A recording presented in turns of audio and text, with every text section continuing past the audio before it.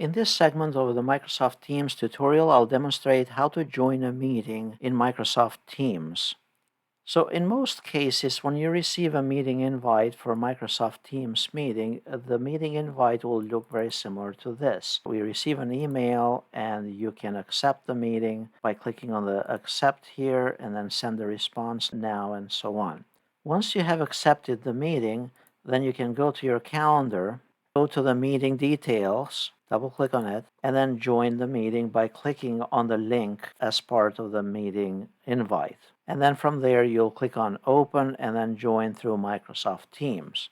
In other cases, someone may send you the meeting ID, and you may have to join the meeting manually. And you can do that from Microsoft Teams by clicking on Calendar and then clicking on Join with an ID.